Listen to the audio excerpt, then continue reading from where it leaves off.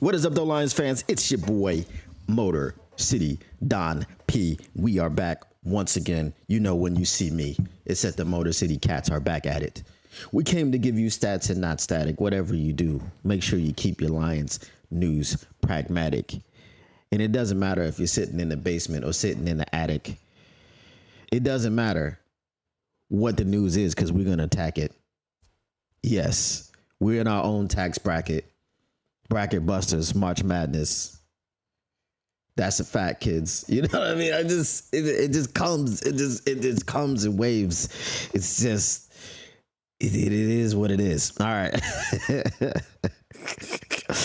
All right, let's go ahead and get into it, man. We got some things that we got to talk about today. It is time for the rookie mini camp. So we've got obviously some articles and some things that are being said coming from out of the camp, some of the things that the players are saying. And as I said, we're going to be hitting this today, tomorrow, the next day, and then of course on Monday, we're going to be talking about, obviously I'm not going to be doing lives on this other days. What up though, just a fan? I'm not going to be doing a live tomorrow. I'm not going to be doing a live on Sunday, but Monday we'll talk about what happened here. So now, yeah, so we'll get into it. What up, though, Flying Hawaiian?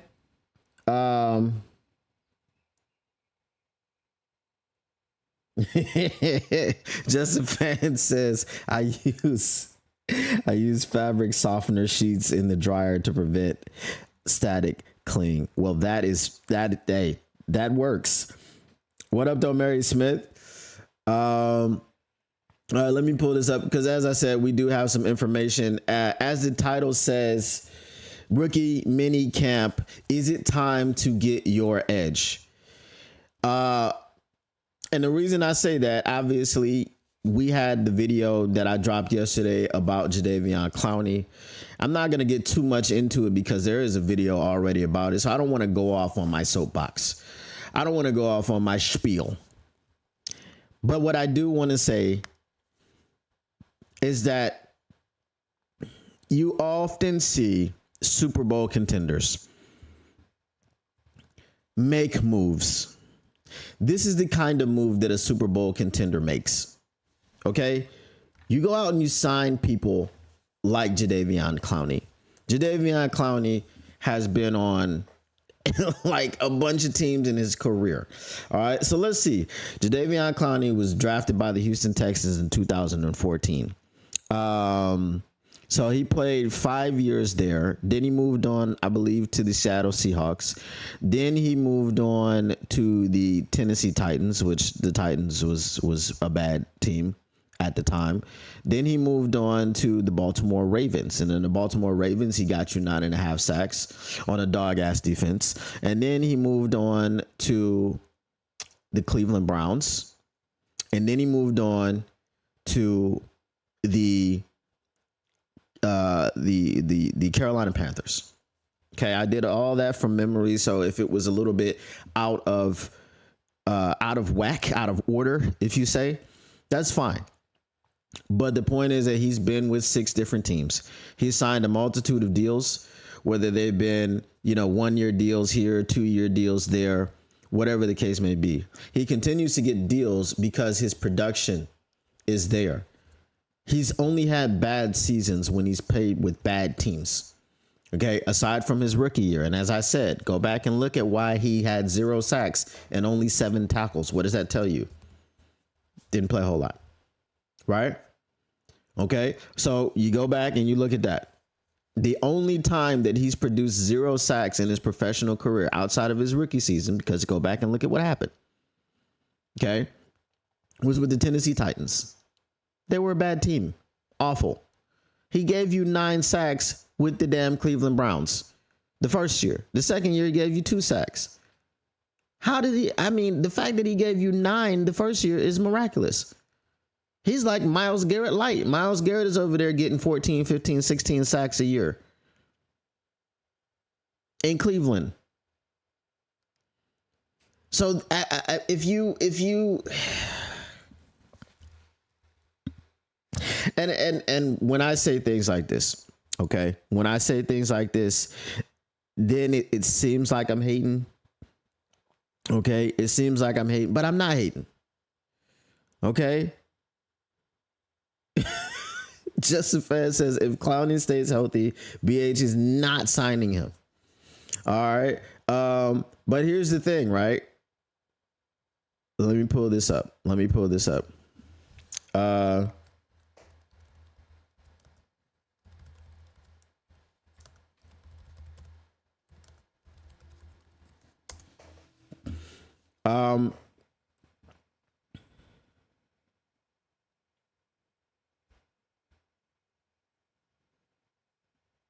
So here it says Clowney made his regular season debut on September 7th against the Washington Redskins. Okay, so obviously I was back in the day, right?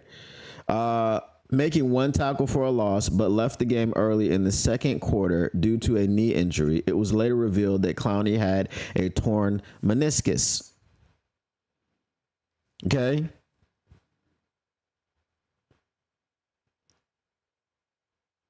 Torn meniscus. Okay. So let's see. What is his injury news? Let's see. Go all the way back down here. Okay. Now, 2014. So on June 3rd, he had okay, I'm going to try to pronounce this. Inguinal groin. Okay, it was a sports hernia, grade 1. And August 14, 2014. So that one was non-NFL. August 14, 2014, he had a head cranial concussion, grade 1. September 7th, 2014, he had a knee meniscus tear. Okay. November 23rd, 2014, he had a knee meniscus tear. Okay. How many games did he miss? So September 7th, I think this is games missed. Yes. So from September 7th, he tore his meniscus. He missed 6 games. Then go to November 23rd, he tore the meniscus again and missed the final 5 games of the season. That was his rookie season. Since then, October 8th, 2015, he had a pedal ankle sprain, grade 2. He missed 1 game. In November 1st, 2015, he had a lower lumbar sprain. He missed 1 game. December 27, 2015, he had a pedal Lisfranc sprain. He missed 1 game. In 2016, November 27th, he had an elbow sprain. He missed 1 game. December 24th, 2016, he had an elbow sprain. He missed 1 game. Okay. Now you got to go back. You got to go up to 2018. He had a lower lumbar sprain pull. He missed 1 game in September. November 20th, 2019, the next year, he had a patella sprain. He missed 1 game. December 2019, he had the groin strain. He missed 2 games. Okay. In 2020, he had a groin strain again and didn't miss any games. In 2022, he had an ankle sprain and missed 3 games. In 2022, he had a knee unspecified. So the September 18th, 2022, he missed 3 games. Then October 9th, 2022, he missed 1 game. Then October 9th, 2022, he missed 1 game. Okay. Since 2022, he hasn't missed any games.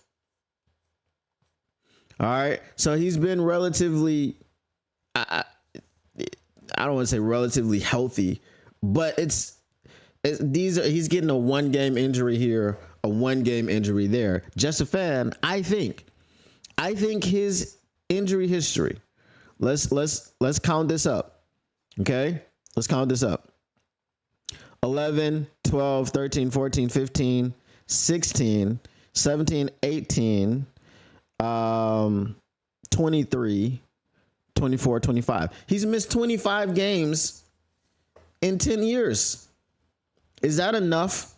Is that enough for Brad Holmes to sign him? 25 games in 10 years. That was Tyleek. It just popped up. 25 games, 10 years. What y'all think? Is it enough? Is it enough? Flying Hawaiian says, possibly. Justin Fan says, too healthy for BH. Flying Hawaiian says, Z has been more productive in sacks over his career than Clowney, even having missed basically all of 2021. However, Flying Hawaiian, Clowney is better against the run. And we know that's important to the Lions, and it should be important to everybody. That's fine. But Clowney has given you 9.5 sacks, or 9 or more sacks 4 times in his career. He's given you 9 or more sacks 4 times. Tell me anybody on the Detroit Lions roster, not named Aiden Hutchinson, that has given you 9 or more sacks in 1 year, one time. The answer is Marcus Davenport when he played 11 games and he had 9 sacks. One time. That's the answer. There's nobody else. There's nobody else that comes close. Remember, we're talking about Josh Pascal giving you 1 sack. We're talking about Levi Onwuzurike, who, again, and this is how people, they think I'm hating, but I'm not hating. I'm just looking at the facts. Levi Onwuzurike gave you 3 half sacks, right? El Qadim Muhammad gave you 3 sacks. He was a tryout player. We brought him in to try out and gave him an offer, and it was the only offer. He was very honest about this. They were like, did you get any other offers from other teams? He said no. He was familiar with Dan and AG from New Orleans. They brought him in on a tryout basis. He tried out. He made the squad. He gave you 3 sacks from the middle of the season. Levi Onwuzurike has been here for 4 years, and he gave you 3 half sacks last season. Granted, it was his first healthy season, coming off the back injury, that he had as a rookie, whatever the case may be. That's fine. But a practice squad player, a workout signed player, gave you more sack production than your next man off the bench, your second string, your in a pinch starter in both Josh Pascal and Levi Onwuzurike.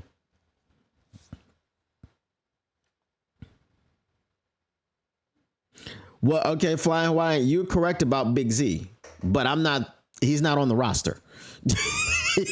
He's not on the team. You know what I mean? Big Z was on our team for 7 games. Well, 8 games, but he only played 7.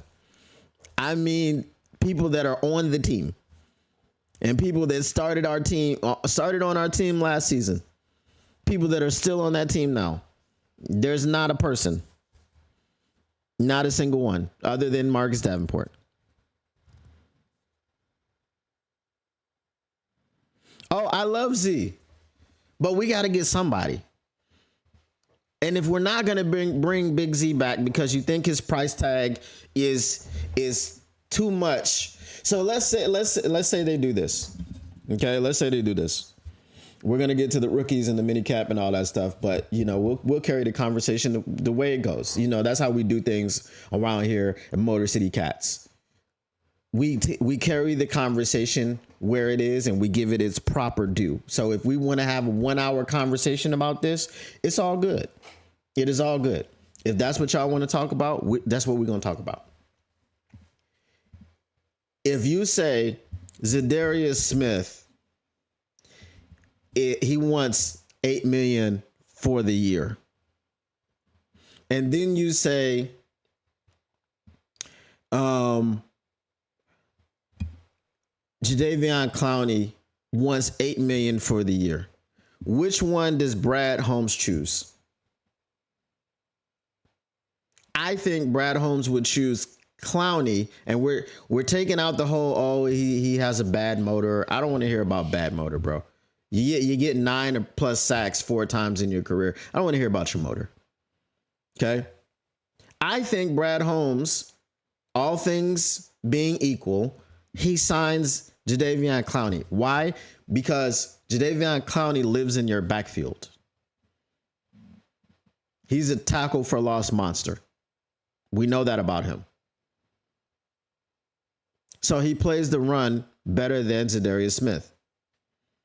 Now, if we're talking about culture fits and all these other things, yes, you're going to bring back Za'Darius. Because I'm not saying that Jadeveon Clowney would not be a culture fit. I just know that Big Z is. I know that already. We don't have to wait and see. We know the respect that they have for him in that locker room. We know how he came in immediately coaching guys. Y'all remember that Houston game when Jared Goff threw 5 picks and we still won? He was at the game not playing because they gave him a bye because he would have played all 17 games, or no, he would have played 18 games. Sorry. So they gave him a bye so he wouldn't play. And he was immediately coaching guys on the sideline. We know he came in rocking the buffs like me. You know what I'm saying? He came in with the Rasheed Wallace jersey. He immediately embraced the team, the locker room, and the city. So we all love Big Z. But you gotta give me somebody. Flying Hawaiian says, I think so too, unfortunately. Let me see. Let's see. Da-da-da-da. Da-da-da-da. All right. So Josephine says, I doubt Z is coming back. When has BH ever left a player dangling, then re-signed him? So, well, the situation is really, if Brad Holmes is to be believed, it's on Big Z's agent. So if you're looking at Big Z coming back, it's probably going to be after training camp, because that's when you're going to see what the injuries are and then what his value is. Is his value going to continue to be whatever it is right now, or is someone going to suffer a catastrophic injury at the edge position and be like, we're willing to offer you this? And then he goes back to the Lions and goes, well, such and such a team is willing to offer me this. What about y'all? And if Brad is like, well, good luck, right? Then he's going to go sign that other team. But if Brad is like, okay, well, now we got the offer and this is what our roster looks like. And did Marcus Davenport get through training camp unscathed? Who knows?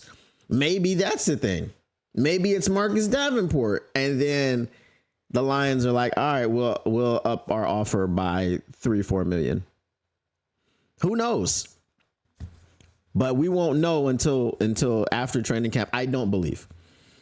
Mary Smith says, me personally think the GM Holmes is just waiting for Z Smith if he's not already making moves versus the noise out on the media about every player that is being released. Well, players are going to get released and we're going to talk about signing them until Big Z gets signed back or until Brad makes a move. And I'm going to get into some other stuff. I am. Flying Hawaiian says, I think Z's probably tired of training camps and the grind after 10 years in the league and won't play unless he's paid what he thinks he's worth. Facts. But I think he's going to play. And I think that that's why I say he's waiting until training camp is finished so that he knows what his market is. He can't set his market now. His market wasn't set to what he wanted it to be in free agency. So his agent probably was like, let's just wait. Let's go out in the media. Let's go out with Cash Doll. Let's show up at Pistons games. Let's be in the city so that everybody, wants us. And hopefully this will sway the Lions to offer us more money. But if it's not going to sway the Lions to offer us more money, who got injured? Because it happens every year in training camp. Somebody's lost for the season. They don't even make it to the preseason, or they don't even make it out of the preseason. So now that's what they're waiting on. Who will be that person? Will it be an edge rusher? because that's all that matters. Will some team who thinks that they're in Super Bowl contention, okay, because it has to be a contender. Because if the Cleveland Browns lose an edge rusher not named Myles Garrett, they're not gonna go try to replace them, right? It's got to be a team that thinks that they're in contention. That's it. So what contender is going to offer Za'Darius Smith more money than what the Detroit Lions are willing to offer him now? And that is what they are waiting on. Big Z went out for a pee and Brad Holmes locked him out of the facility. That's crazy. That's crazy that you say that, because I just watched the Ali Sadiq interview on Club Shay Shay. Shout out Shannon Sharp with his allegations. And he said the same thing about Cat Williams, pretty much. He said he had performed and then he went out to his car to get a cigarette or something. And then they were like, Cat doesn't want you back in. You can't come back in. You must leave. So it's crazy that you say that. All right. Let's shift. We're not really shifting gears. Okay. We're not shifting. We're still talking about, okay. I didn't see this before, but let's give a shout out to Terrell Williams. It says the former Lions defensive line coach away from the Patriots due to medical condition. So we hope he's okay. As you guys know, Terrell Williams was our defensive line coach for 1 year last year. He did a hell of a job with everybody. Dan Campbell had the utmost respect for him. He called him the best, the number one defensive line coach in the NFL. And he left to the Patriots. Obviously, he has a prior relationship with Mike Vrabel as well. He left to become the Patriots defensive coordinator.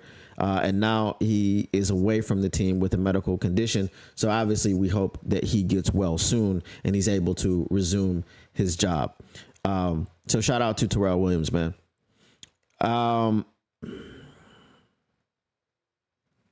right. So let's get back to this point. Okay. Who is this? Donovan Peoples-Jones. Shout out to Donovan Peoples-Jones as well, who apparently his problem in Detroit was the alcohol. He was drinking. So he's been sober for a year or something. And he posted this on IG. And so again, if you guys were following me last year during training camp, I kept saying that there's got to be something else going on with Donovan Peoples-Jones. You can't be at home playing in front of your hometown team, your hometown fans. Donovan Peoples-Jones went to Cass Tech, right? He stayed in state and went to Michigan. University of Michigan for college. Then he got an opportunity to play after going to Oh Hell No. He had an opportunity to come back home and play for the Detroit Lions, and he pissed it away the way that he did, right? Had to be something else going on. I said this. I said it had to be a personal issue. It had to be something because it just didn't make any sense. All of us would love to, other than maybe pressure because you're playing in front of friends and family and hometown fans every week. But other than that, most of us, 99.9% of us would love to play for our hometown team. If you grew up in a place and that place has a football team or a basketball team or hockey or soccer or whatever the sport you play, you would love to play for that hometown team. Unless you were one of those kids that didn't root for your hometown team. That's why I said 99.9%. So shout out to Donovan Peoples-Jones. Hopefully he gets his life together and hopefully he does catch on somewhere else, whether it's New Orleans or somewhere else. Flying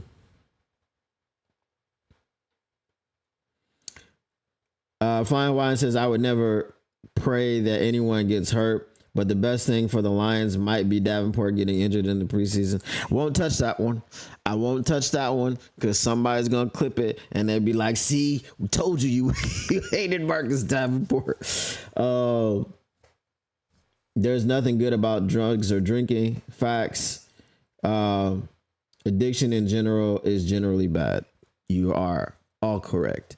So hopefully he gets it together, man. Hopefully he stays off the alcohol.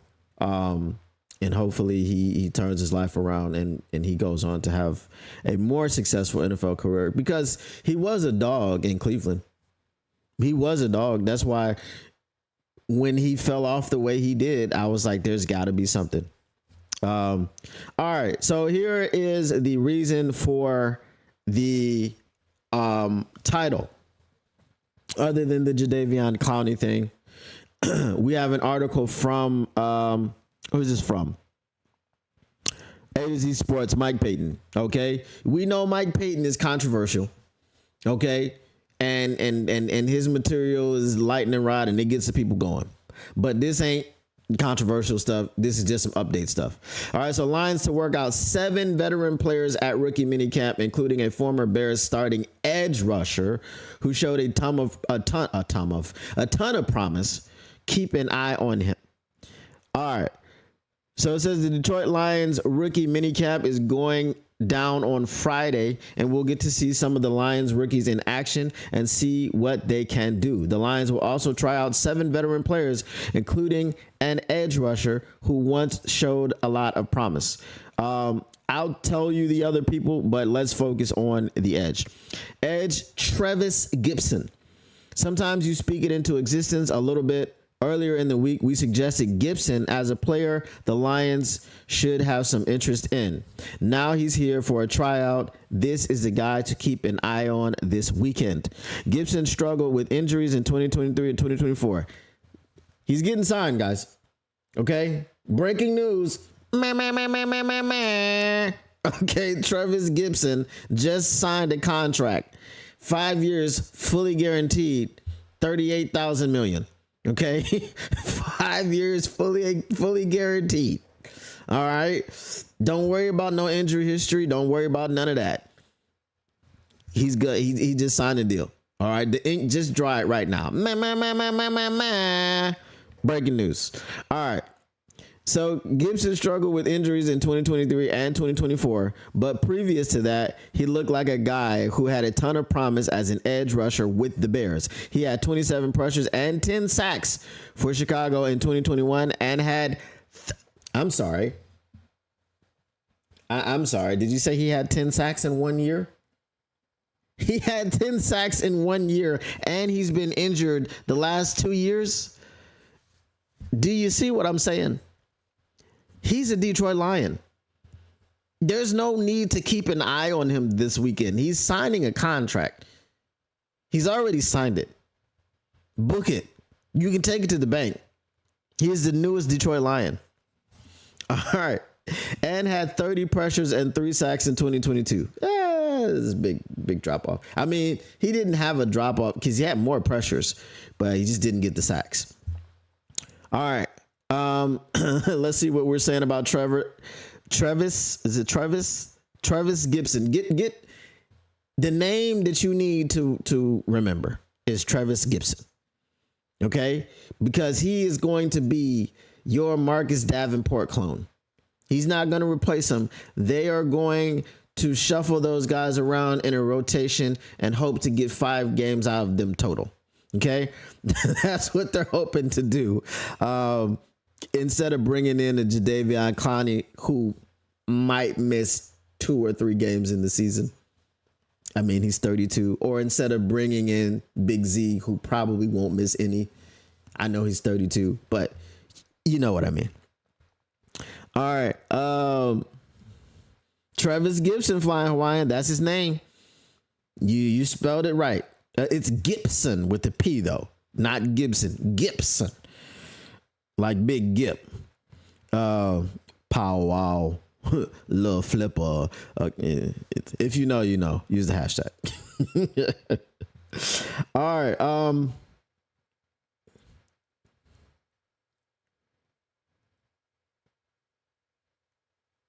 So Mary Smith says, "Don't wish anyone on the Lions team to get hurt." Saying that Davenport, just hope for the best for him. We hope for the best. We hope for the best, but we just kind of look at the data that we have, and the data that we have suggests DeMarcus Davenport won't make it through the season. I want him to make it to the season, through the season. Well, hell yeah, I do want him to make it to the season, but I want him to make it through the season. I want him to get every penny of that of that $4.75 million that he has incentivized. It is not guaranteed. It is incentivized. In order for him to get the full value of that $4.75 million contract, he has probably performance escalators in there, and he probably has metrics that he has to get to as far as availability in games played, snaps played, certain types of production and things of this nature. So that is what his contract is for. So while Brad Holmes does understand Marcus Davenport's injury history, because he gave him a $4.75 million contract that was heavily incentivized, does he want to go out on a limb and sign somebody else? And he might be in contact with Big Z's agent. Like, he might be getting weekly updates, or you know what I mean? But he just ain't telling us that. He might be about to sign Big Z. They might be working on a sweetheart deal. Like, yeah, all right, you don't have to, you 10 years in, you don't have to come to training camp, and we'll sign you afterwards. That might be the case. But until Big Z signs on the dotted line, or Jadeveon Clowney sign, or somebody else, we're going to talk about it. We're going to see. What up, though, Tactical Sport? Just got out the gym.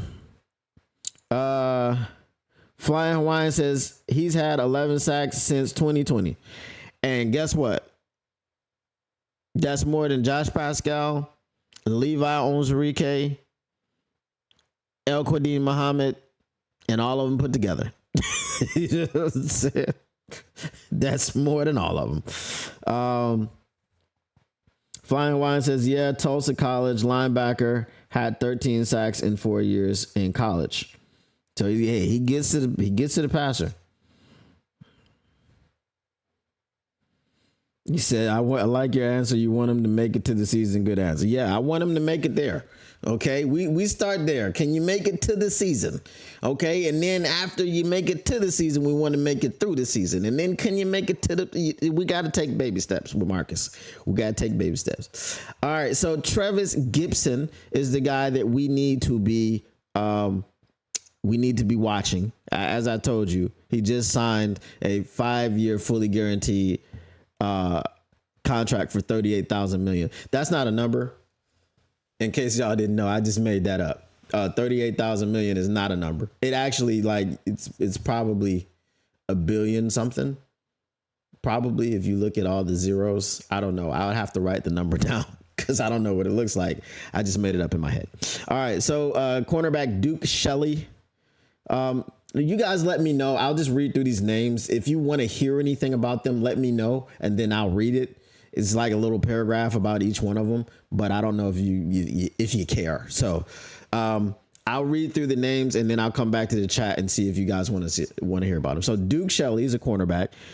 Defensive lineman Breeden Fehoko. Wide receiver Malik Taylor. He's going to be good. You know what I'm saying? Went to Ferris State. You know, Malik is a good name. I like that name. For no apparent reason. Defensive lineman Raekwon Williams. Raekwon the Chef. Shout out. Raekwon the Chef. That's pretty much how I got my name. Like, the chef name, Raekwon the Chef, it's a variation of that. Anyway. So wide receiver Tavion Montgomery. Wide receiver Ahmarean Brown. Okay. Ahmarean Brown. Ahmarean Brown. And that's it. Those are the guys that we are going to be trying out rookie minicamp.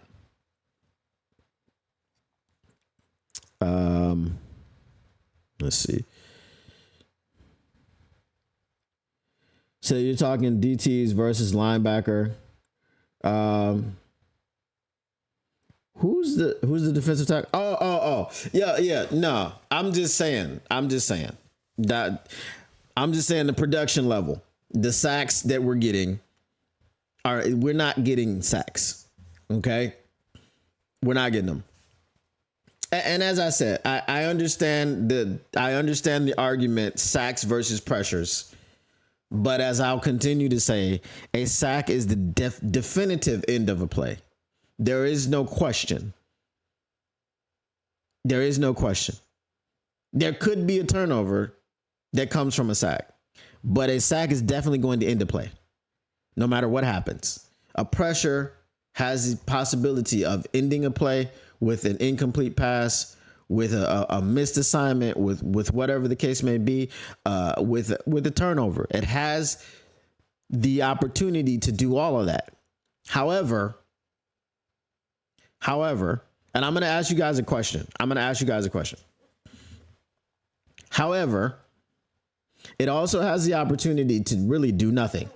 It has the opportunity to delay the play, and then you cause a scramble drill, and then you can also give up a big play. Here's my question. For anyone, when we go argument sacks versus pressures, if a player has 30 pressures and 1 sack, or if a player just had 30 sacks, which would you prefer?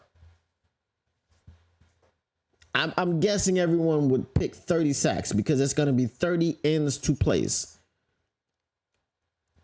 Guaranteed. 30 ends to plays guaranteed. You're going to end the play. They're going to lose yards. It is a guarantee. You could get a strip sack and it could become a turnover. What up, though, Kane Press? Kane Press has a question. She says last season teams didn't see the Lions coming, so now teams are more aware of the Lions and how they play. What do you think about that? You gotta stop us. That's all. You gotta stop. If you know we're gonna run Gibbs 15 times, it's your job to not let him get 150 yards. If you know we're gonna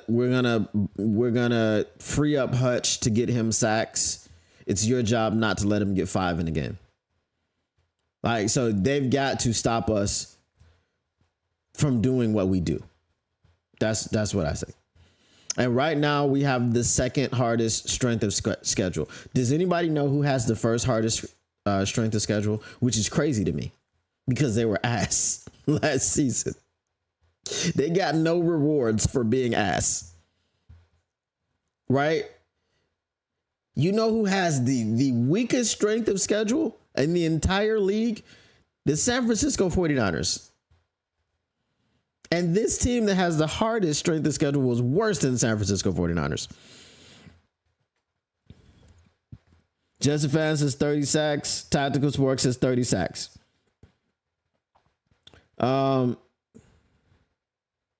She says, and my cousin said the Lions' only threat are the Vikings and Green Bay. Well, I mean, there's only 4 teams in the division. So that's just saying the only team that's not a threat is the Bears. Tactical Sports says, if teams didn't see the Lions coming last year, then I don't know what to tell them. They played the same as the year before unless they thought it was a fluke. Well, it ain't a fluke after 15 wins. So Justin Fan says winners don't care who they play. Also runs worry about who they are playing. And also the thing about the strength of schedule is that it's what we think based off of last year. And there's always teams that you thought they were going to be good and they suck, and teams that you thought they were going to be bad and they're actually good. So it's the parity of the league. So when we go over the schedule next week, obviously I'm going to give my prediction and I'm going to ask you guys your predictions of wins and losses. However, things can change. right? Things can change, and they always do. Um, but we play the damn Eagles, the damn Commanders, and the damn Steelers. They might kick our ass. No one's worried about the Steelers. We definitely aren't worried about the Commanders. If you're worried about the Commanders, again, just go back to the fact that I said before when we were playing that game and it was we were up 7-3 and we were going down to score and go up 14-3. I said the game would be over at that point if we went up 14-3, and we know what happened after that. But the very next week when the Commanders played the Eagles went up 14-3 and the floodgates opened up and they beat their ass.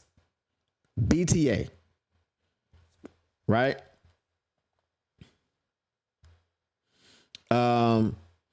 St. Brown should have kept his damn mouth shut. He the one that said he wanted us to play Philly. Now look what he done did. I think we were gonna play Philly anyway. We just don't know when, but we'll find out next week. Don Buff says y'all gonna make Brad Holmes never sign Edge by keep talking about it.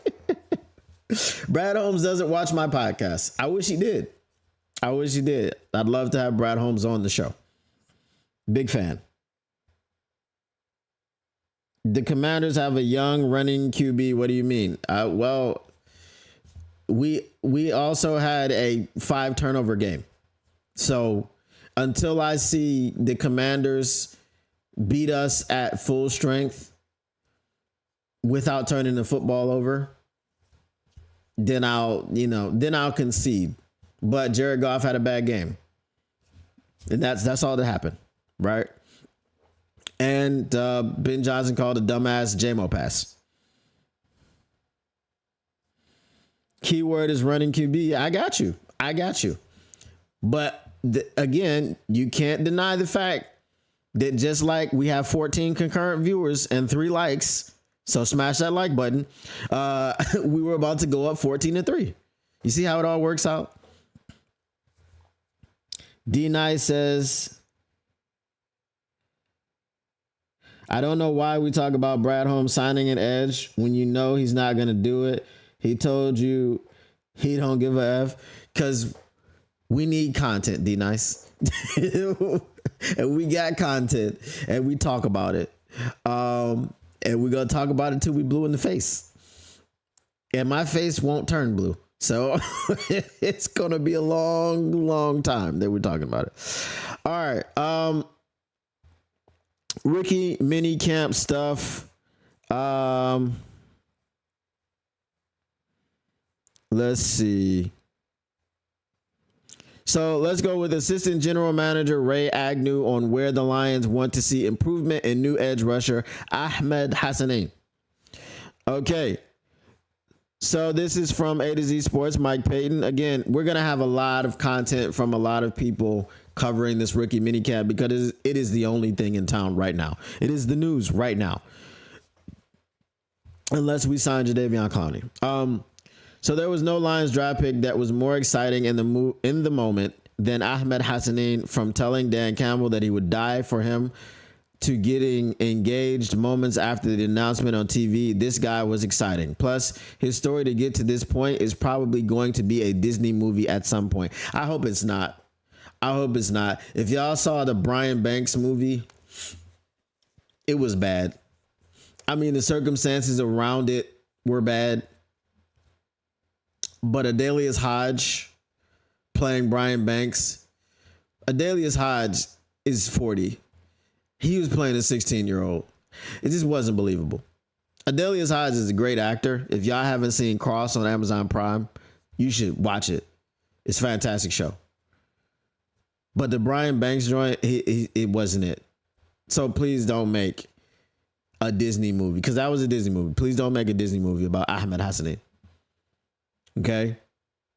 Because if you have Zac Efron or whatever his name is playing Ahmed Hassanein, it's not gonna work. Okay? When you try to have an actor play a football player like All American, have y'all watched All American? let's have a conversation about All American. All American is the worst football show that has ever been put on television. I generally will watch any movie or show that is based around football. Friday Night Lights, I watched that. I watched all the seasons. Okay? All the football movies I've seen. I don't think there's a football movie that I haven't seen. Actually, no, I'm gonna be real with you. I haven't seen We Are Marshall. I have not seen that. For whatever reason, I didn't watch it. I'm open to watching it. I don't know why I didn't watch it. For the last, I don't know. I don't know when it came out. When did We Are Marshall come out? Someone Google it for me. I have been off the movie thing for a while. I don't get up for movies like I used to. I did go take my son to see Thunderbolts. I think it was last week. So shout out Marvel Thunderbolts. It was a good movie. I liked it. He liked it. We enjoyed it. Father-son bonding. It was a good time. All American is the absolute worst piece of trash ever. It is based off of, I can't even remember the dude's name right now. It's based off of a football player who I don't know if it's still in the league, but it's based off his life. And then they over dramatized it. It is an awful show. It is an awful show. And the football in the show is also awful. It is just it is trash. So I don't want you to make a Disney movie about Ahmed Hassanin because it can go left really quickly. That's all I'm saying. All right. Let me get to some of y'all's comments. So let me see here. Let me get to y'all comments and then I'll get back to the article. So Kane Press says, what is your prediction? I gotta see when. I'll give you my prediction next week when we do the show. You gotta wait till the show for the schedule reveal. I can't get no predictions now. I don't know when we're playing who and where we're playing them. Well, I know where we're playing everybody, but when. It's important to know when.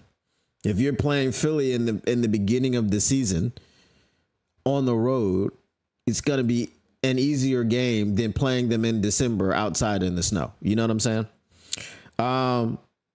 Tactical Sports says, I've already come to the fact that Brad isn't signing anyone across from Hutch. We got Davenport and Levi. You got to keep hope alive, man. You got to keep hope alive. Because, see, here's what I don't want to do. Here's the point. We don't want to waste another season. If Davenport gets hurt and that was your plan, we've wasted the season. That's it. We've wasted another season. Hutch is great. Hutch can't do it on his own. He's not supposed to do it on his own. Competency. That's all we want. It doesn't have to be elite. Is Big Z elite? He's very good. That's all we want. Someone who's very good on the other side of Hutch. Who can win one-on-ones and who can get to the passer. Who can do his assignment. Do your damn job. Like Bill Belichick says. That's all we are concerned about. Not someone who's giving you one sack, not someone who's giving you three half sacks. And it doesn't matter if you weren't drafted to play the position or whatever the case may be. You're playing the position. If you weren't drafted to play the position, but you're playing the position, you got to give me production. Because if they're confident enough in you to trot you out there and put you in a position that you shouldn't be playing, you at least got to do something for me. Other than that, I am not going to be excited about the prospects of you playing that position yet again. Levi Onwuzurike was drafted as an interior defensive lineman, right? He was drafted as a defensive tackle. He can kick outside. I've had consistent discussions. I've had consistent discussions on Twitter about this situation where someone said, oh, I predict 8 sacks for Levi. Based on what? Based on what? Hopes and dreams? If was a fifth, we'd all be drunk. Hoping ain't wishing. Hoping and wishing ain't the key to getting in the kitchen. You understand what I'm saying to you?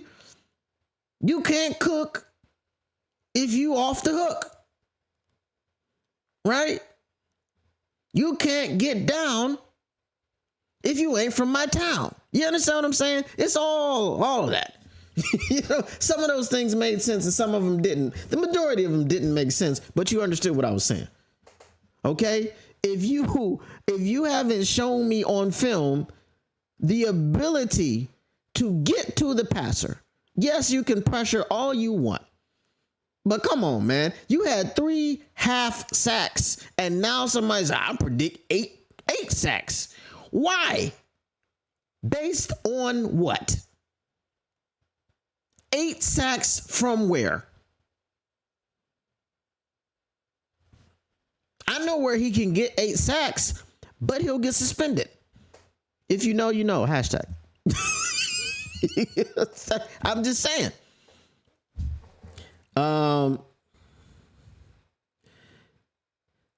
Justify says because Don P is edgy and he gives edgy content. D Night says, what's your honest opinion on Ahmed Hassani? So my honest opinion is that he has a lot of work to do, and we'll see how he can develop. I'm not going to count him out, but I also have said, and I'm going to be consistent with this. If you are drafted in the 5th, 6th, or 7th round, I am not on the hype train. I don't, and there's nothing that you have to do to prove me wrong. I'm not wrong about you. I'm not saying that you can't become something. And I'm just saying I'm pretty indifferent if you're drafted in the 5th, 6th, or 7th round. And if you become something, fine. But if you don't, you were drafted in the 5th, the 6th, or the 7th round for a reason. That's my honest opinion. Right? Kane Press says teams I'm scared for us to play against. Here's my list: Philly, Washington, Pittsburgh, Baltimore. I don't know why you're afraid of Pittsburgh. Pittsburgh doesn't have an offense. Pittsburgh has no offense. Their quarterback is Mason Rudolph. Right now. They just traded away George Pickens. So if they do sign Aaron Rodgers, they will have Aaron Rodgers and DK Metcalf. That is it. They don't score points. Pittsburgh is a non-factor. They're not scary.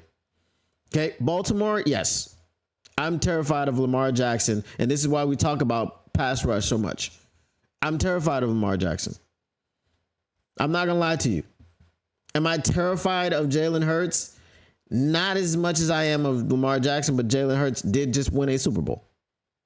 So we got to deal with Jalen and Saquon, which means we need the defensive line to be top notch and top tier, because we got to stop them too. If we don't stop those two, it's going to be a long day. Because if we can't stop those two, then A.J. Brown is going to be running around in the secondary for 5-6 seconds at a time, getting open. You understand what I'm saying? So Washington, I'm not afraid of Washington. We beat Washington if we don't turn the ball over 5 times. We beat Washington if we turn the ball over 3 times. If I'm being honest with you.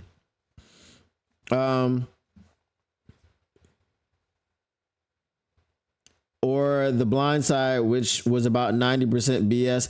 Yeah, I didn't see The Blind Side. I didn't see it. That's another one. I didn't watch it because I don't like Sandra Bullock.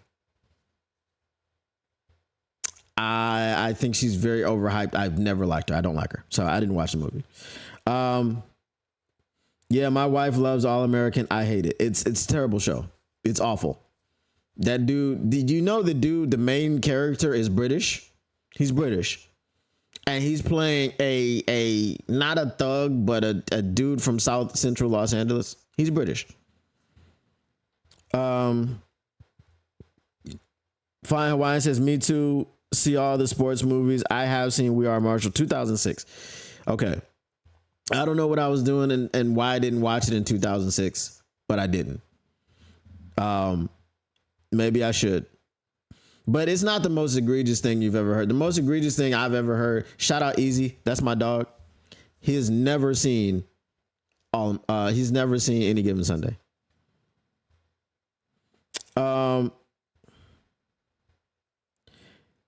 Flying Hawaiian says, have not seen All American though. Gonna see if it's on Prime. Don't watch it.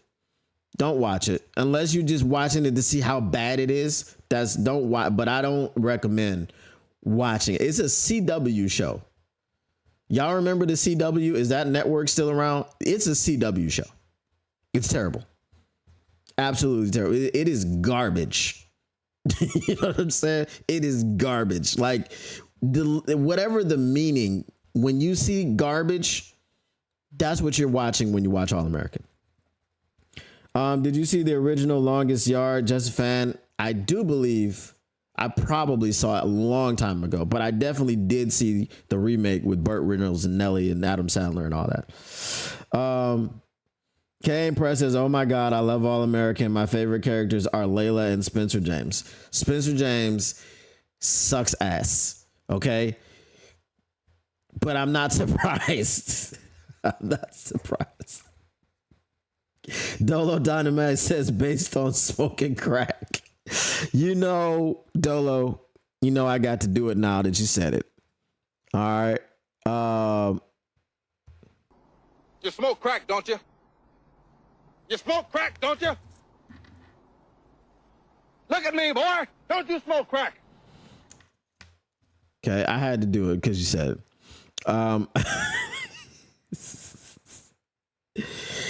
What up, though, Spirit of Detroit? Anybody past third round is often a crapshoot. Yeah, but then we had, so this is why I go fifth round, because we had Amon-Ra St. Brown, who probably fell based on his 40 time or whatever, but we knew that he was a dog. If you watched what he did at USC, you knew he had the traits. You knew he could become what he did become. So, oh, they got the legend Will Howard. Yeah, okay. All right. Yeah, I'm scared of Will Howard, just like I was scared of him at Michigan, right? Okay. Mary Smith says, I'm not scared because Amik held his part on Lamar. And as far as Washington, let's see what's cooking in from the new coaches. Bro, the last time we faced Lamar, it did nah. Yeah, I have no confidence at all until I see Lamar not carve us up. Because the last time we played Lamar, he had 10 seconds. And last time we played Lamar, we didn't have anybody on opposite Hutch either. So you box Hutch in, and Lamar just dances around and does whatever he wants. Scramble drill. Mark Andrews is open. Who did they get? They got D-Hop. You know what I mean? D-Hop open. You got King Henry as well. We our lines got to be top notch. Going into Baltimore, we got to have it together. Brian Banks is a different movie. Haven't seen that one either. Yeah, I think it was on the Disney Channel or on Disney Plus. Yeah. I love All American, but I stopped at season 6. You're a trooper if you got through 6 seasons of it. How can you not have seen Any Given Sunday, Willie B? I don't know.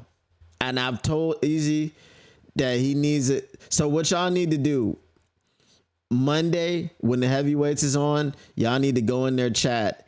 Him nor Spinmo have seen it. So y'all need to go in their chat and bombard them with, have you seen Any Given Sunday yet? They need to watch the movie. They need to know what it's about. Has anyone seen Sinners? Not yet. I did plan on going to watch it. Maybe I'll go this weekend. Good old Lean on Me. That's right. All right, Just a Fan. We'll catch you later, man. Am I the only one who's watching on YT? No, everybody's watching on YouTube. Oh,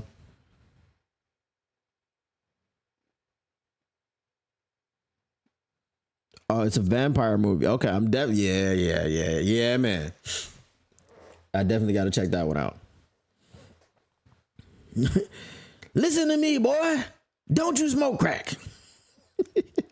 All right, let me get back to this article. We got off the rails, but it's okay. It's okay. As I said, that's what we do here. We give the conversation what the conversation needs. All right. So all the excitement has everyone wrapped up to the point where we sort of forget that Hassanin is still relatively new to the game of football. Thank you. Don't get me wrong. I personally expect big things from home. It should be him. And I think the Lions do too. But there are some things he needs to work on. Lions assistant GM Ray Agnew spoke to local media ahead of rookie minicamp on Friday, and he laid out some of those things. I just need to see some growth. It'll be some growing pains on this level because you got pretty good football players on this level. Just see him as he gets taught. You know, more tools in his tool belt as far as a pass rusher. Using his hands better, learning when to rush with leverage, learning when you got the sweet spot and turn the corner. So just learning some nuances of the game. That's all to be expected from what we've seen from Hassanin. He's just an athlete who just takes to the game really well.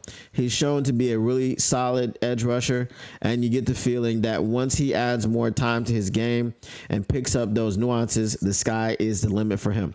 I don't believe that at this time the Lions are going to wait on him to learn those things before they start using him. He should be part of the rotation immediately, and I still stick to my prediction that he's starting opposite Hutch by week 5.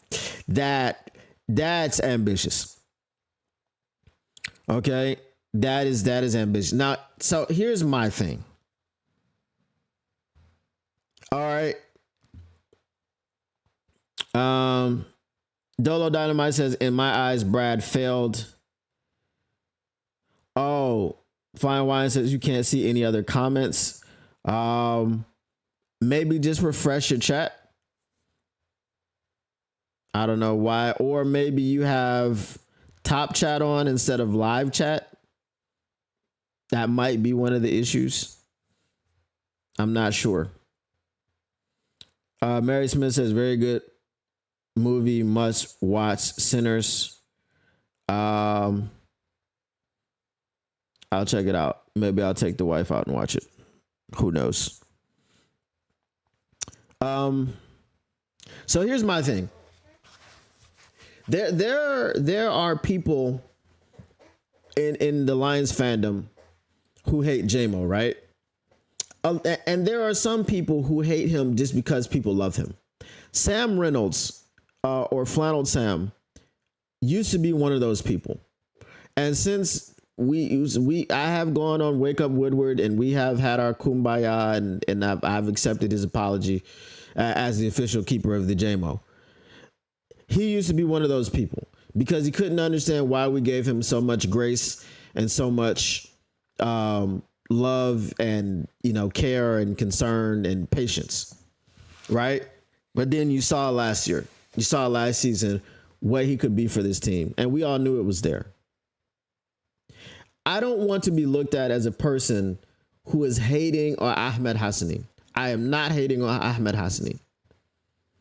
However, if you're talking about, as Mike Payton says, a guy who's raw and he needs development, starting opposite Hutchinson week 5, what does that mean? What do you guys think that means? Because he damn sure is not beating out Marcus Davenport.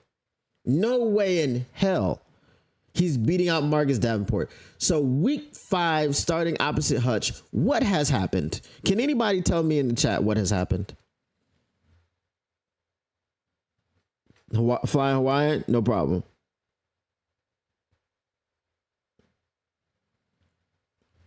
So if Ahmed Hassanin is starting opposite Hutch week 5, that means that's it for Marcus Davenport. That's a wrap. He got through 4 weeks, and now he's done for the season, or he's missing significant time.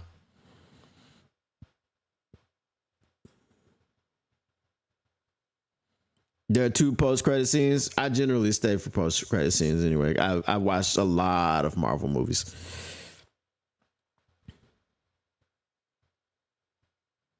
Mary Smith said they let Davenport go. I don't think they let him go. I think he's on IR. Right? I think he's on IR.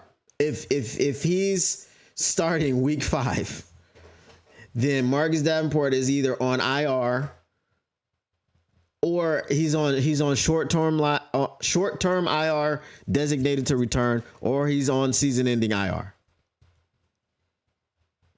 I don't want that to happen, because now we're going to have unfair criticism, and it's unfair on the rookie, because just as I wouldn't criticize Terrion Arnold too much, because as a former corner, I understand what he's doing and what he needs to improve on.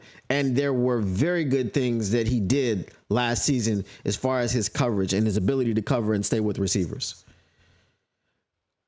But in Ahmed's position, because of all the scrutiny that position has been under, he's got to ball out, bro. He's got to ball out. He's got to be a dog. He's got to be a beast. He's got to get you 4 or 5 sacks as a rookie. Because if he's a rookie and he comes in, and this is a successful season for Ahmed Hassanin. 5 sacks opposite Aiden Hutchinson. Hell, we can say 4, because Darius Smith came in and he gave you 4 in limited games. Right? He only played 7 games for us. If Ahmed Hassanin comes in and he gives you 5 sacks, and he improves against the run, and you see the improvement in all these other things, then you're like, okay, cool.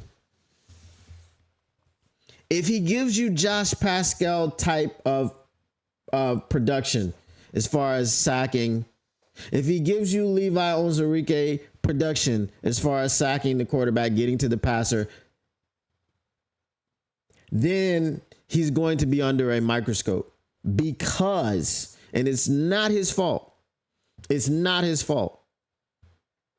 If he doesn't start this season ever, I'm better with that, because you expected that, because he's a 6th round rookie. Someone who's drafted in the 6th round, it's not even guaranteed that they're going to make the team. But if he is, and I heard Terry Foster say this earlier, he said you hope that he's Rodrigo, right? You hope that he's Rodrigo in the sense that Coach Shep was like, bruh, I don't want to start this rookie, but I'm going to have to, because he's out working y'all. He's out playing y'all. He's better than y'all right now. So y'all need to step up y'all performance. So you hope he's that. Because if he's not, then the criticism that he gets is going to be unfair. And it's going to be unfair because he was drafted in the 6th round. And it wasn't guaranteed that he was going to make the team. So if Marcus Davenport goes down and he has to slide in and start, he's going to have to be up to the challenge. And like his father said, that when training camp starts, we're going to see. Okay. I don't know we'll see if we get his brother on the show and all these things. If y'all want me to get Ahmed Hassanin's brother on the show and interview him and ask him questions and things like this, and y'all can send your questions in, let me know. And then I'll definitely reach out to Easy and see if we can get him on the show. Okay. So if y'all want me to do that, let me know and I'll reach out to him.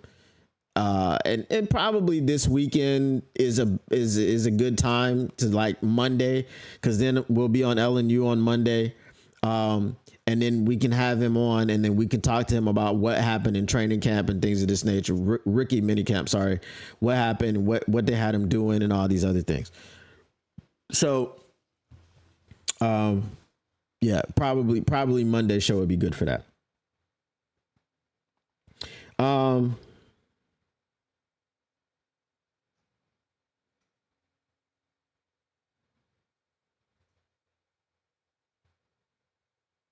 You said wait, Davenport is hurt already? Not as of speaking. Fine Wine says no, just saying. Dolo Dynamite said yes, get him on. All right. So after the show, I'll text Easy and let him know that y'all want to get his brother on the show. So that's the thing. It's not the player in and of himself. I don't have a problem with this player. He was drafted in the 6th round. I don't have expectations. The problem is because we are so starved for an edge rusher opposite Aiden Hutchinson, who's not named Marcus Davenport. And the only reason it's not named Marcus Davenport, and the only reason that Marcus Davenport is on the Detroit Lions is because of his injury history.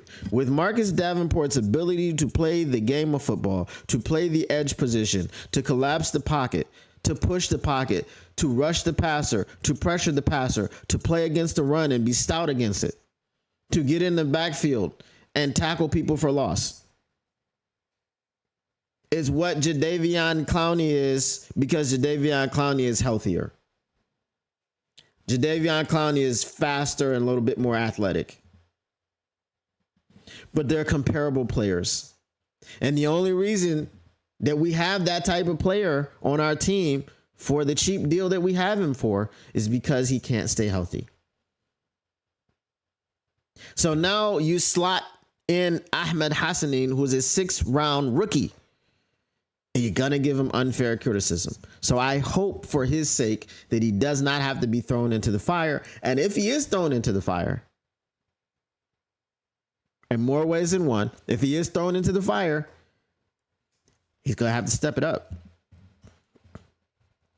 That's all. That's all. Because while if I criticize him, I will couch it by saying, actually, I won't even criticize Ahmed Hassani. I won't do that. It'll just be, I'll be criticizing Brad Holmes. Because I'm like, you waited till the 6th round. You got this type of production out of the pick. So through no fault of his own, because again, I am not going to put expectations on a 5th, 6th, 7th rounder. I'm just not going to do it. I understand that Brad Holmes is very, very good at drafting, and is very, very good at drafting in the late rounds, but I'm not putting expectations on these people that were drafted 5th, 6th, 7th. I'm just not going to, because it doesn't make sense. Traditionally, if you are drafted in the 5th, 6th, or 7th round, you are a journeyman, or you are to the league in a very short space of time. The greatest quarterback of all time was drafted in the 6th round. Outlier. A lot of people that were drafted on day 3 are outliers. There are 1,300 players in the league at any given point in time. Most of those players didn't come from the 1st round. Right? But most of the players that you see who are stars, who you are counting on, how many quarterbacks were drafted on day 3 that you count on? I'll name Tom Brady, because he was the greatest of all time. Even Lamar Jackson, if you want to look at it, because Lamar Jackson was drafted late, according to what a quarterback is drafted. He was drafted at the end of the 1st round.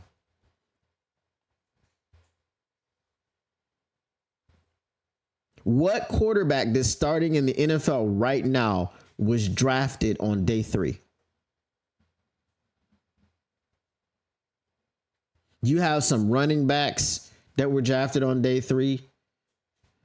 You've got some defensive linemen that were drafted on day 3.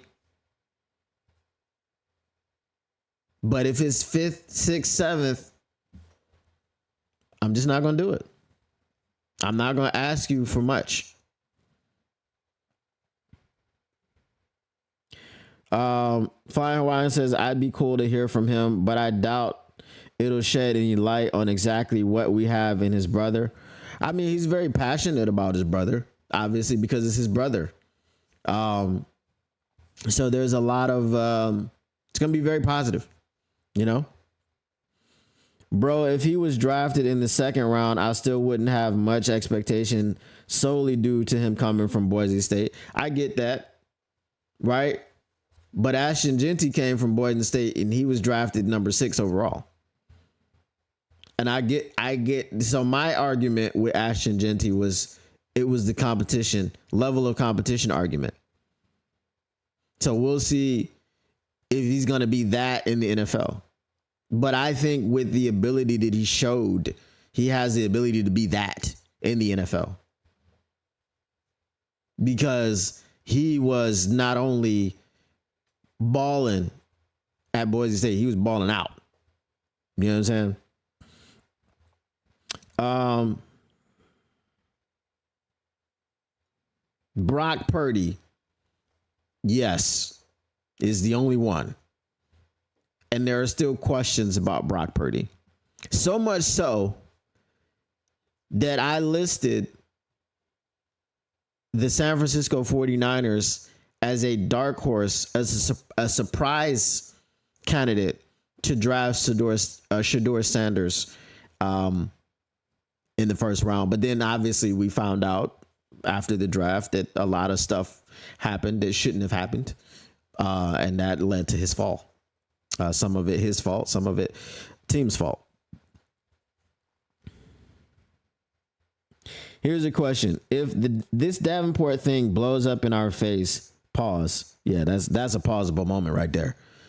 You got to pause that one. You know what I'm saying? Don't press play, just press pause. Tripping over my tongue. Does that put Brad on the hot seat?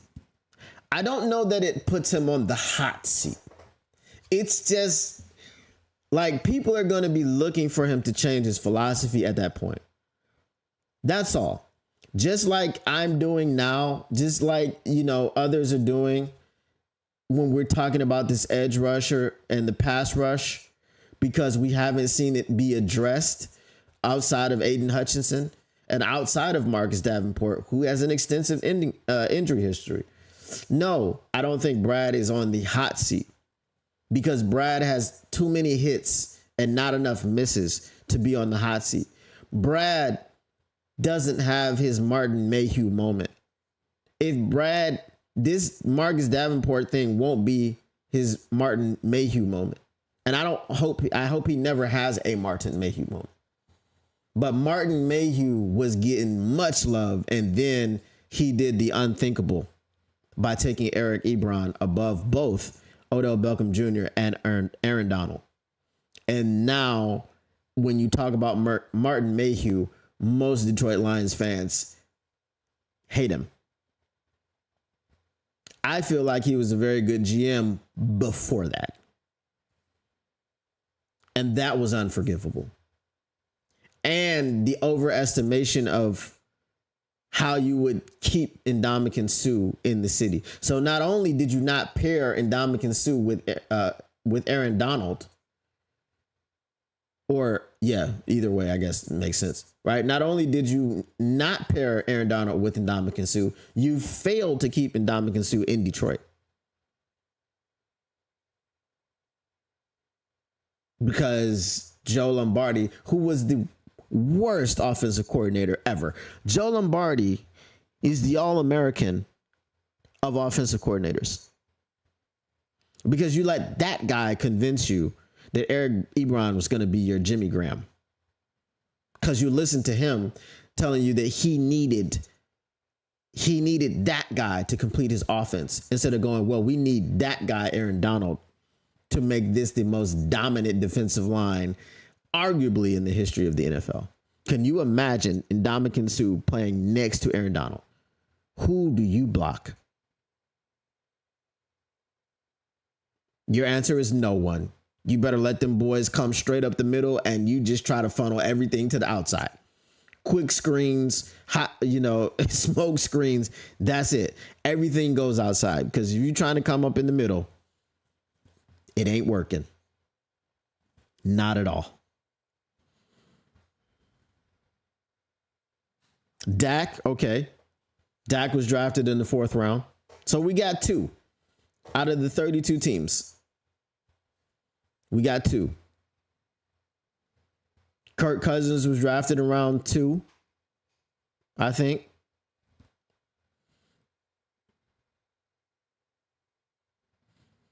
Mayhew couldn't get the coach right either.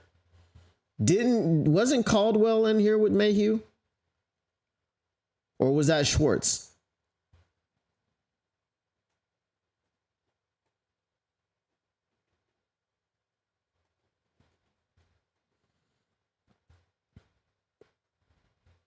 Not for lack of trying, Sue left for a difference of like $1 to $2 million. The Lions offered him bank. I think there were some other things that went on in that situation. I don't think it was just Sue leaving for $1 to $2 million.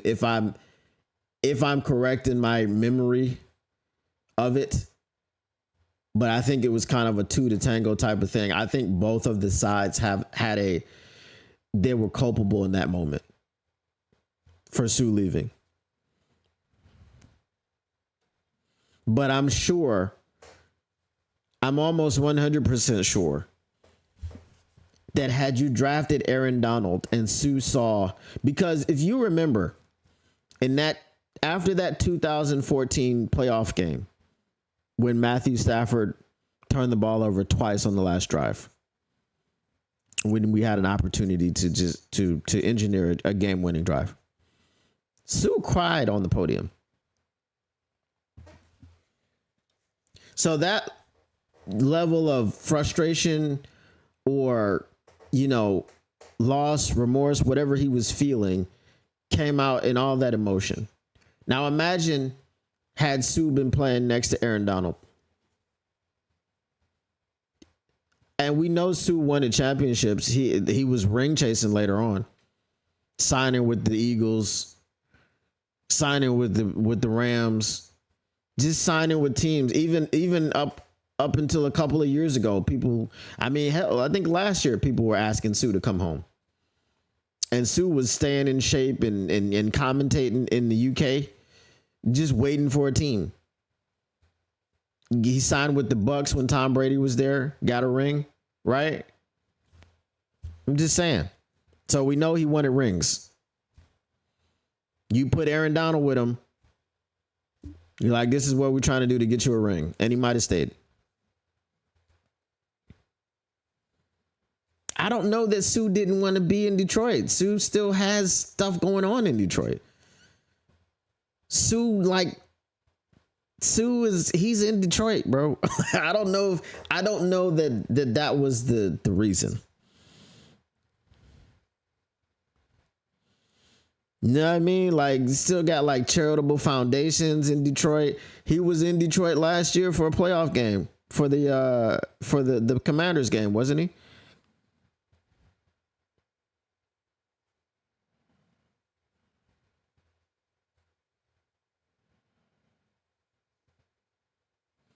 Oh, Mayhew was fired. Then we signed Caldwell. Then the man who shall remain nameless fired him for Fatty Matty Patty. So who was between those two?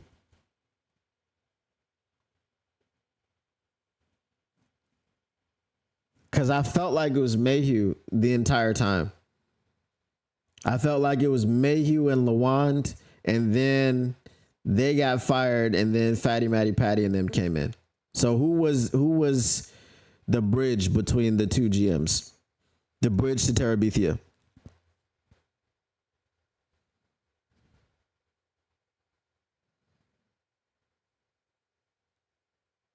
He wanted to be, and that's my point, Flying Hawaiian. We lost in the playoffs because our quarterback. I'm not a Matthew Stafford fan, if you didn't know that. He's even easier to hate now because of Kelly Stafford. But Had you paired, it was that one draft choice, man. I'm telling you, that was that was the beginning of the end for Martin Mayhew, because he chose Eric Ebron over Aaron Donald. That's it. Or if you paired Odell Beckham Jr. with Megatron. And if you draft Odell Beckham Jr. in Detroit, I don't think he has the problems that he had. He went to New York, which was a major media market, and the limelight got to him. He wouldn't have had that limelight in Detroit. And that 3-finger catch. That was it. After that 3-finger catch, if he made the same catch in Detroit, I don't think it would have blown him up the way he did, and I don't think the success would have gone to his head the way that it did.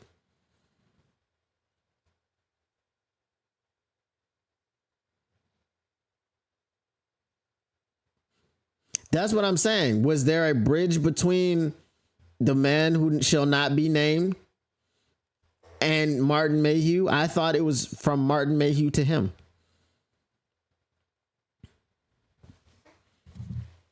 Let me look this up.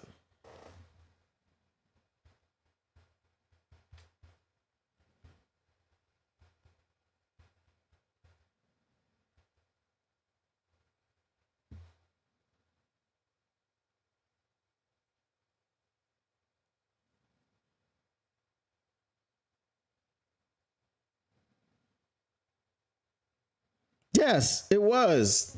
There was no bridge.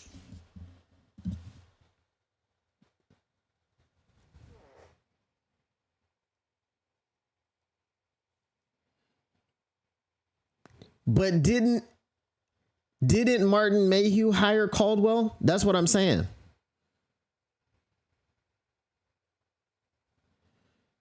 Cause you got me questioning my knowledge now. Come on now. Can't do that now. Come on now, Tactical. I know he fired Caldwell for Fatty Matty Patty, but I thought Martin Mayhew hired Jim Caldwell.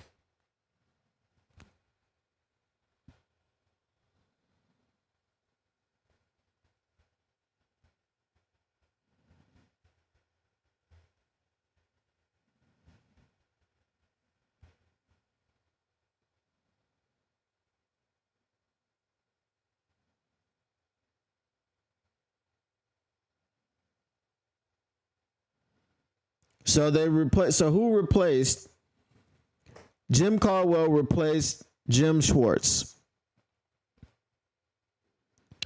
and he was 2014.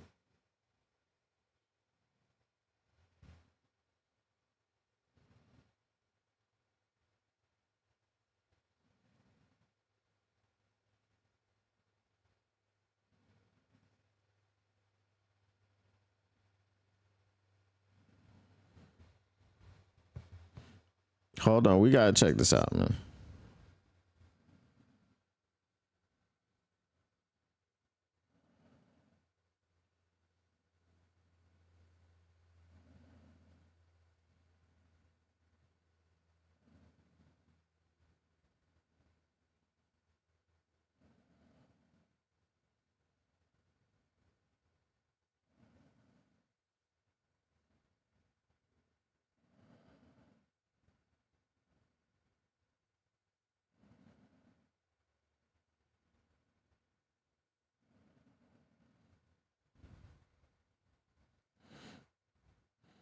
I'm looking this up, but it's not telling me. It had to be Mayhew.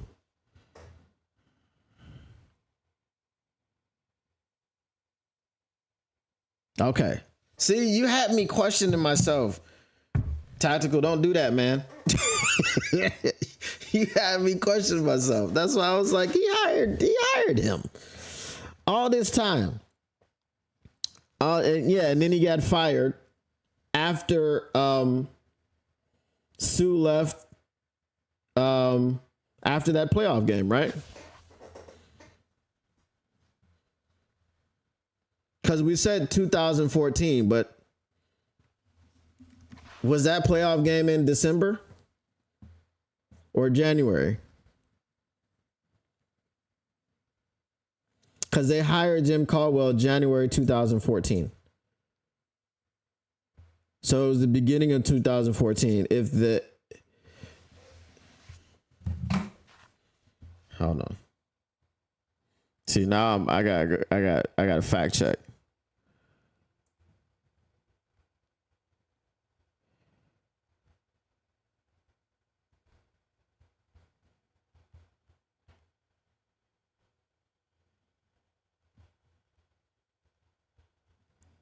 Let me fact check right quick. Okay, it was the 5th of January, 2015. Okay. So, yes, Caldwell was the coach. They got beat. This was a year after he got hired. And then Sue left. Mayhew got fired. So, yes.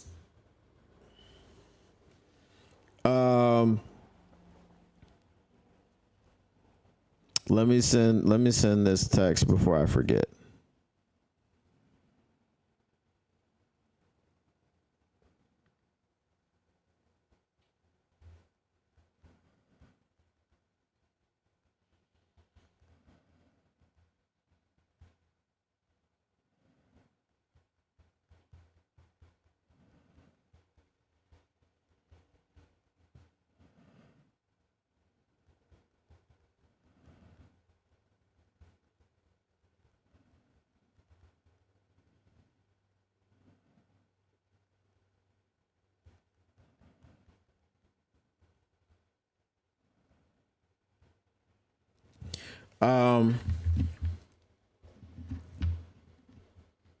Yeah, Millen, Mayhew, Quinn, Holmes. Right. So I got my stuff in order now. I got my stuff in order. You know what I'm saying? So anyway, to end it off, that's the thing. So I sent out the text. We will wait to hear from I'll wait to hear from Easy about getting Corey on the show. The good thing about it is Friday. I'm pretty sure that over the weekend we could chop it up and see when it'll come on. But Flying Hawaiian, did you get my email, man? I sent it to you that same day.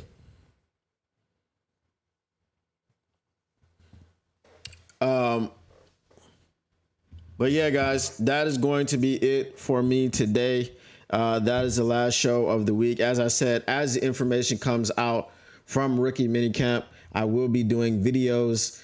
So make sure that you stay tuned. Keep it locked in on the Motor City Cats YouTube channel. We will be doing the videos. The one thing that we do have, the information that we do have is Tyleek is limited, but apparently it is not due to any ongoing injury. It's just they're giving his body a rest because he played all the way through to the national championship game in which there was a fraud team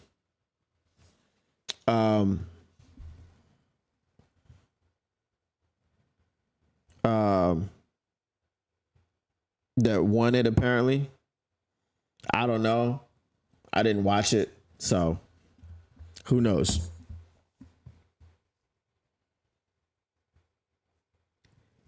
Tactical, I'm gonna watch it. As soon as we get off, I'm gonna watch it. I'm definitely gonna watch it. Long season, yes. Yo, you gonna check after this?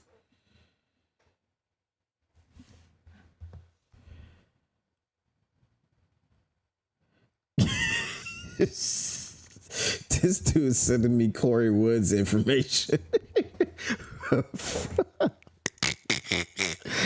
Oh my goodness. Easy. All right, y'all. I'm gonna head on out. We're going to see you guys Monday. Like I said, I will be dropping videos about this. You guys too have a great weekend, and I will let you know if he's gonna be on the show. So I'll let you know. I'll put a community post up to see what happens.